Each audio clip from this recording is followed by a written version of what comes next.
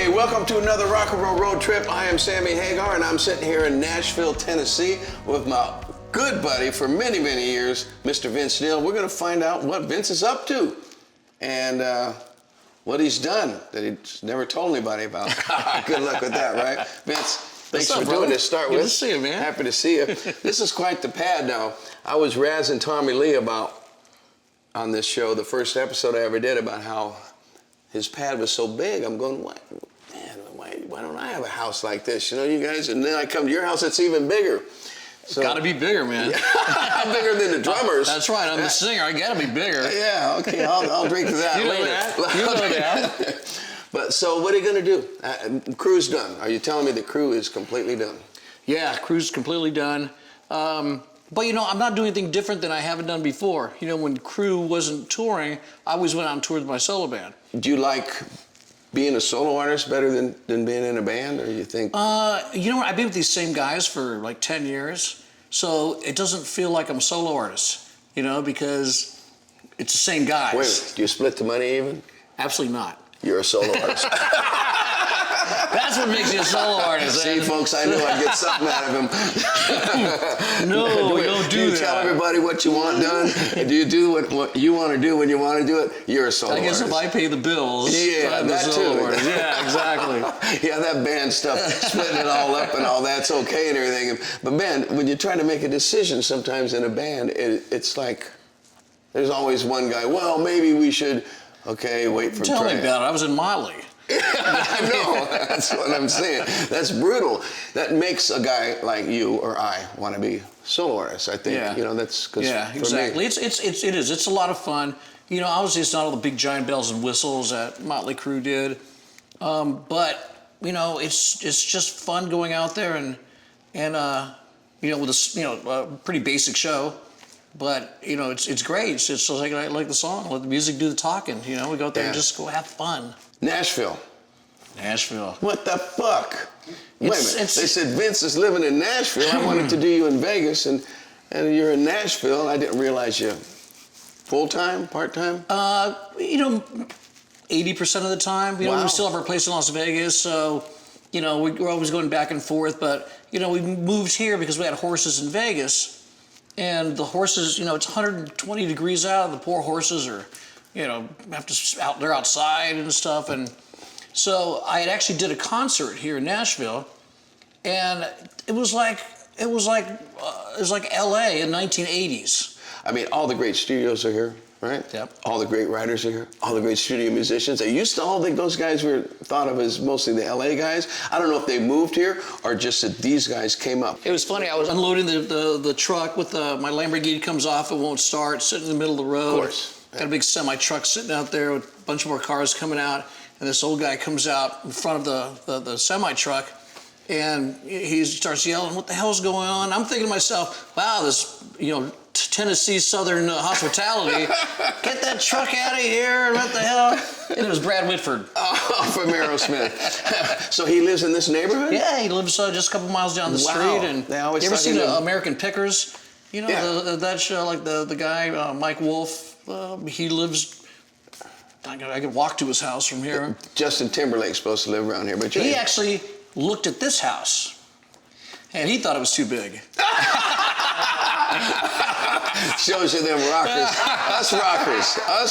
We got it. Look at rocker again. Nothing's too big for us. That's man. right, man. Look at these shoes. Oh.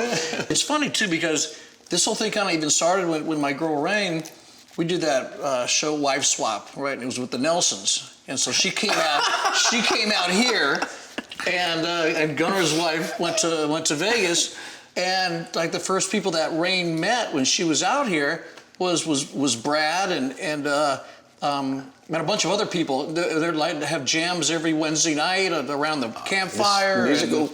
The musical capital, man. Cool. The musical capital. I mean, I bet you'll be a better musician in the next couple of years from living here than just hanging out now, like playing the same old guy, doing the same old stuff. I'm proud of you. I might move in your guest house. Absolutely. The barn would be good for you.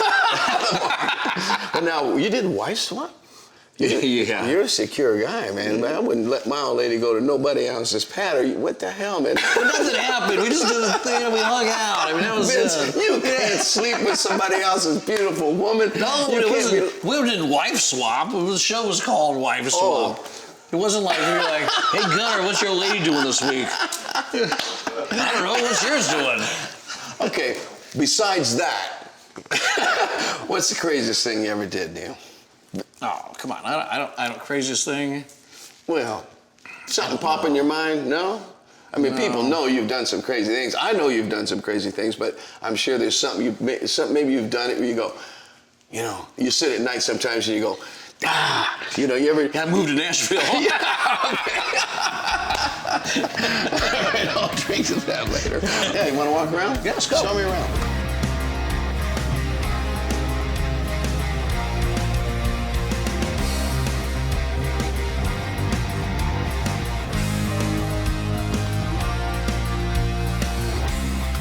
So he can be Tommy here, or the way I like him is upside down. You know, it's, people remember him by.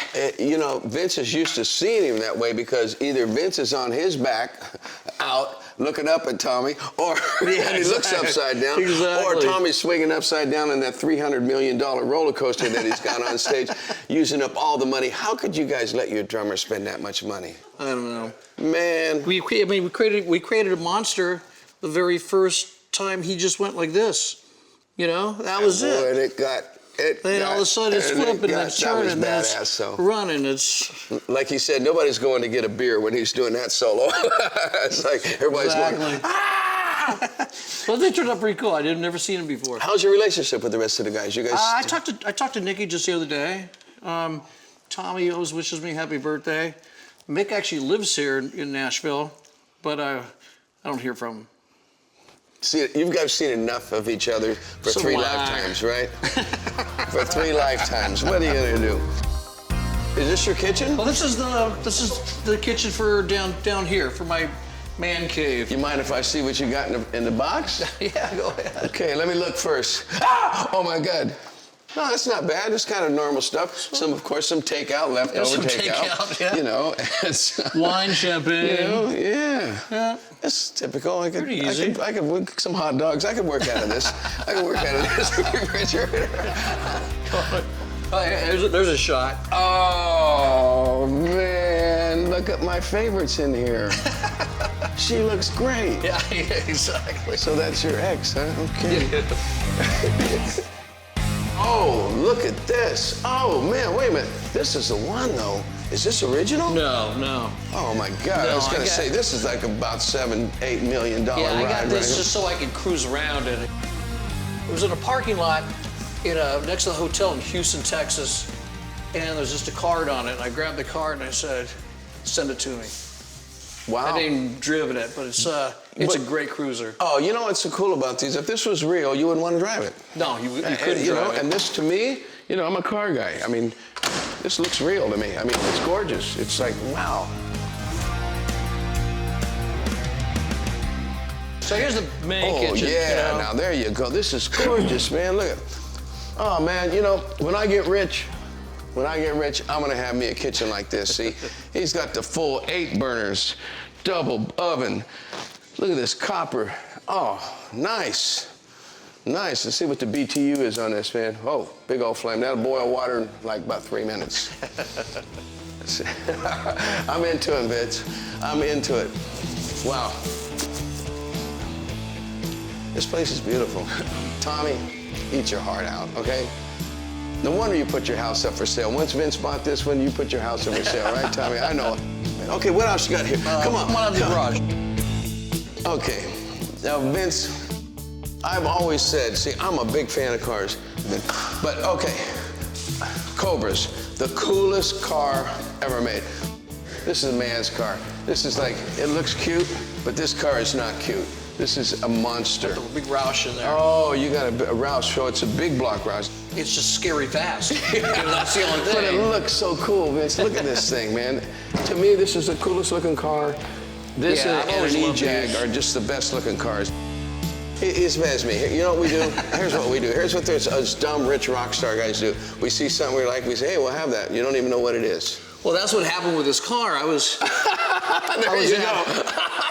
place in Las Vegas called Celebrity Cars, and it was a party.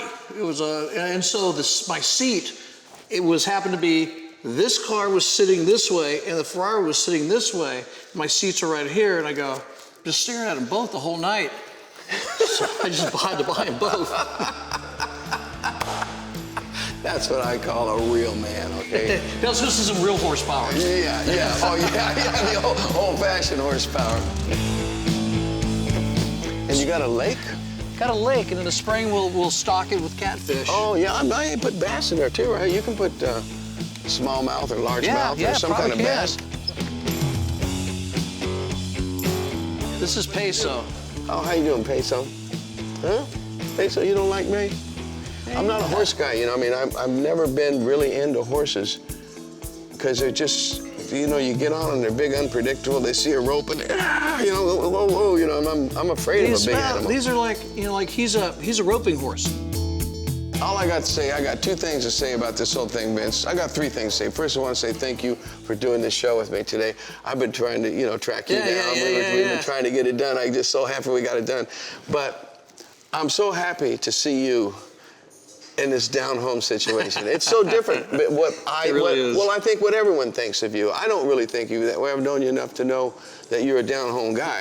But seeing you living it now, I bet you're digging it, man. I can see the change in you. I mean, you seem so relaxed and mellow and so confident. It's calm, you know. Yeah. It's a calming force out here because it's just, you're just in with nature, you know. And like when we first moved in, first got the horses here, and we let the horses out in the pasture for the very first time, and they just took off running.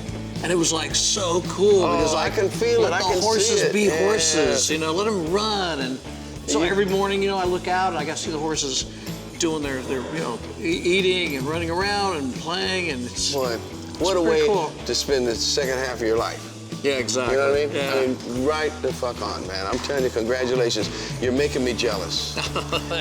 And the answer, Vince, is no, I am not riding a horse. This cowboy is out of here. Thank you for another AXS TV rock and roll road trip with my good buddy, Mr. Vince Neil, in the house.